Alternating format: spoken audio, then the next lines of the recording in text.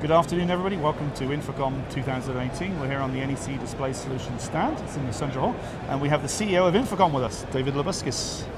Good to be here. I'm actually the CEO of What did I say? What did I say? You said I'm the CEO of InfoComm. Of course you changed your name We last did June indeed. or July. It's nice of you to notice. I'm sorry. Don't be sorry. Sorry, we're at InfoComm 2018. Yes, Avixa. I am so sorry. Don't be sorry. Yeah. We have a little jar in the break room in the office for when we do it. How much money do I need to put in? It's for you. Yeah. It's about $17,000. Oh, geez. Okay, right. I'll write a check out later on then.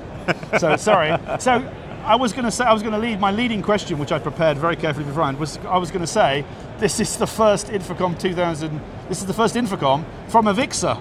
So how well did I mess the introduction up then? I think you're flustered. Yeah, that's what it is. I don't know. So this seems somehow InfoComm 2018 does seem bigger and brighter and bigger than ever. Would that be good?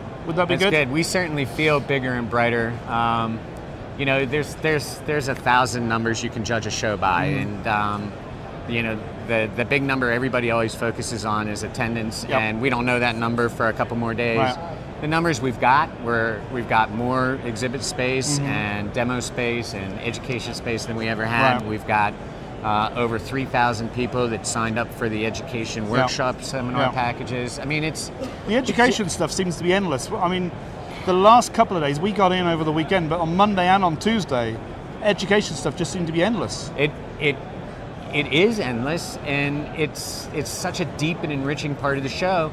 And what's really important about it is so much of it is new, so much is focused on the outcomes that our industry creates. It's all of the technical geek out education is still there, and the training is still there, but talking about how to make it relevant.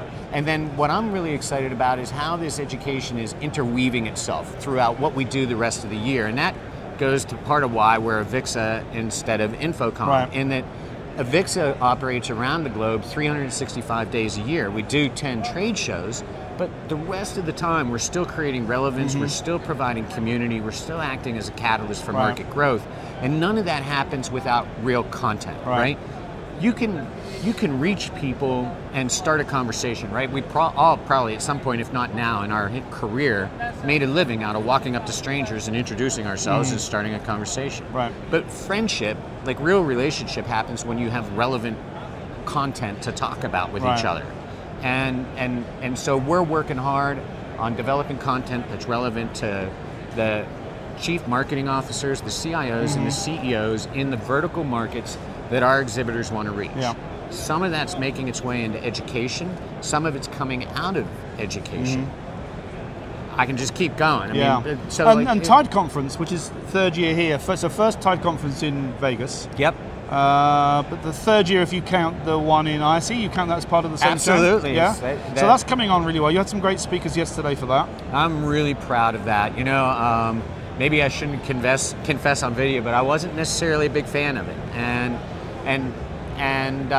you know, this is one of those things where my staff, my team was so committed to doing this and saw it as such a great opportunity to really influence the conversation in the industry that we went for it.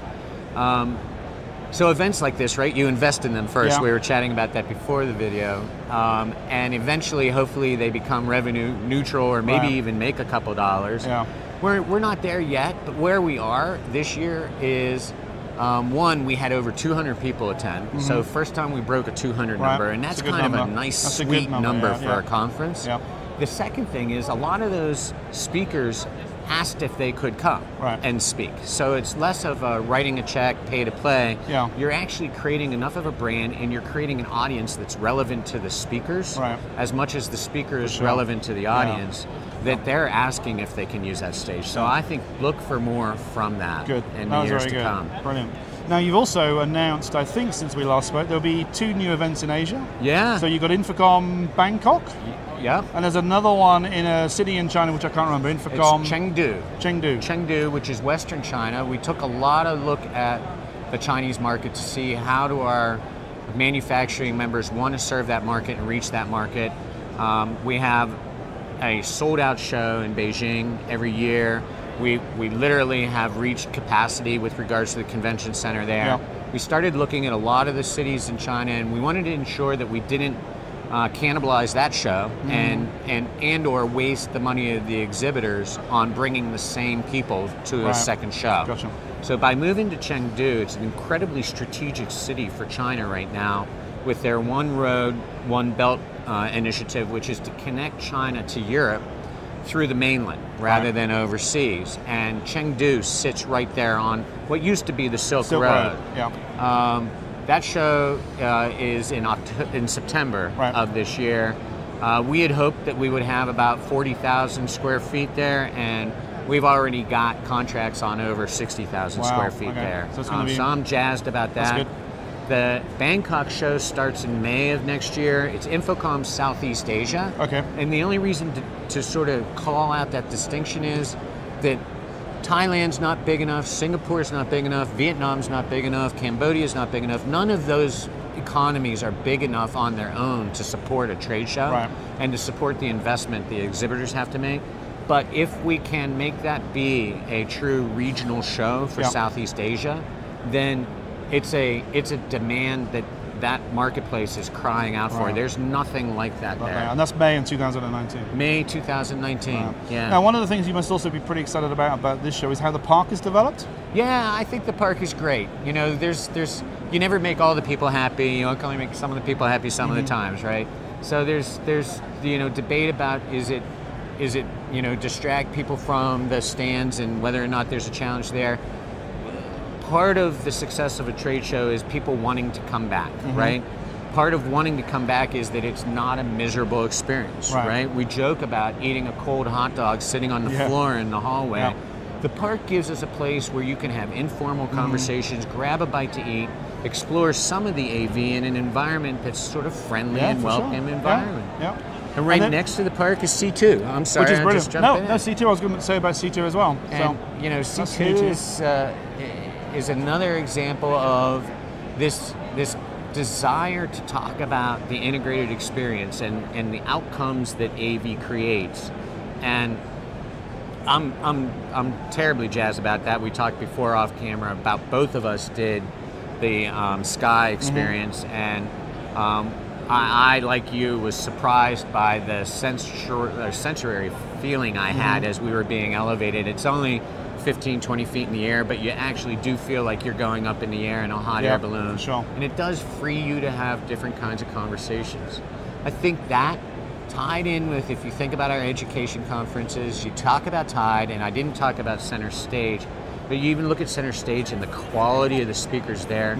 That's what you see happening with AVIXA bringing an association to a trade show rather than just laying a veneer on top of a trade show. The trade show, and don't mean to be diminishing about it, it's a massively critical part of the industry and of our mission.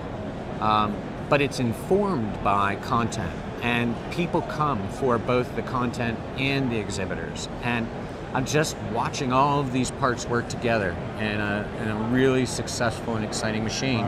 And it translates into people being happy, and you just walk around.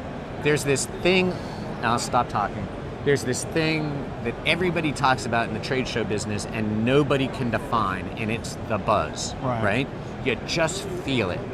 And let's be honest, there were a couple years where I'm not sure everybody was feeling it at this show. We felt it last year, and we feel it more strongly this year. I got no data or evidence for that. I admit it, but the show is alive.